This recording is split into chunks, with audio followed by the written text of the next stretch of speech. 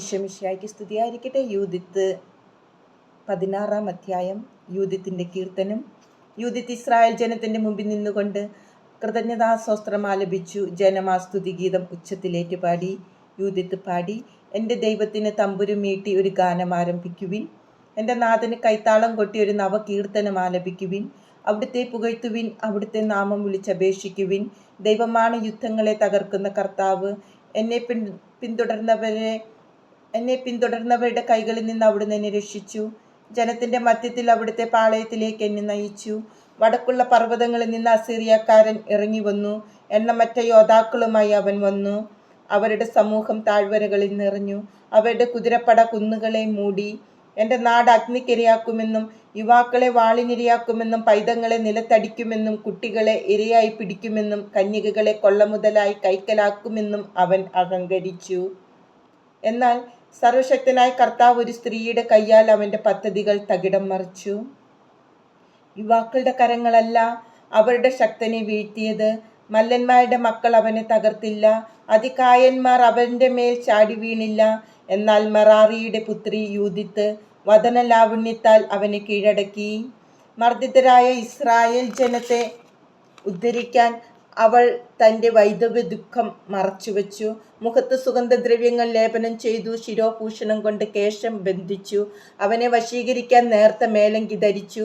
അവളുടെ പാതുകം അവൻ്റെ കണ്ണ് കവർന്നു.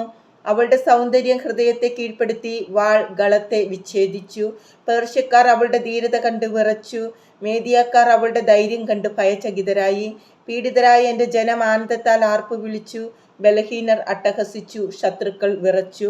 ശബ്ദഘോഷം മുഴക്കി അവർ വൈരിയെ തിരിച്ചോടിച്ചു. ദാസിപുത്രന്മാർ അവരെ പിളർന്നു. അഭയാർത്ഥികളുടെ മക്കളെന്നോണം അവർ മുറിവേൽപ്പിക്കപ്പെട്ടു.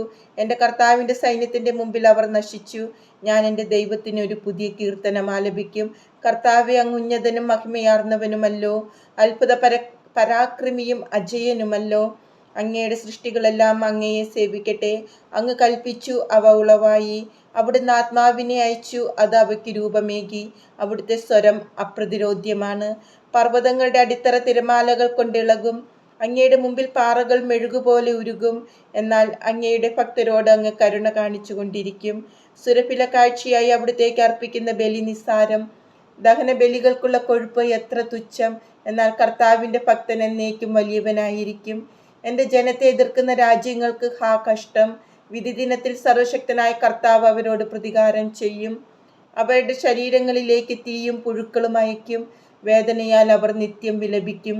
ജെറുസലേമിലെത്തിയപ്പോൾ അവർ ദൈവത്തെ ആരാധിച്ചു. ശുദ്ധീകരണം കഴിഞ്ഞ ഉടനെ ജനം ദഹനബലികളും സാപിഷ്ട കാഴ്ചകളും മറ്റ് കാഴ്ചകളും അർപ്പിച്ചു. യൂദിത്ത് ജനം തനിക്ക് നൽകിയ ഹോളോഫർണസിൻ്റെ പാത്രങ്ങൾ ദൈവത്തിന് സമർപ്പിച്ചു. അവൻ്റെ കിടക്കറയിൽ നിന്ന് തനിക്കായി എടുത്തിരുന്ന മേൽക്കട്ടി അവൾ കർത്താവിന് നേർച്ചയായി അർപ്പിച്ചു. ജനം ജെറുസലേമിൽ വിശുദ്ധ മന്ദിരത്തിൻ്റെ മുമ്പിൽ 3 മാസക്കാലം ഉത്സവാഘോഷങ്ങൾ നടത്തി. യൂദിത്ത് അവരോടൊപ്പം വസിച്ചു. യൂദിത്തിൻ്റെ അന്തിമ വർഷങ്ങൾ. അതിനുശേഷം അവർ തങ്ങളുടെ പൃഥ്വിഭവനങ്ങളിലേക്ക് പോയി. യൂദിത്ത് ബെത്തൂലിയയിലേക്ക് പോയി. ജീവിതകാലം മുഴുവൻ സകല ജനത്തിനും ആദരണീയയായി അവൾ അവിടെ തൻ്റെ ഭൂമിയിൽ വസിച്ചു.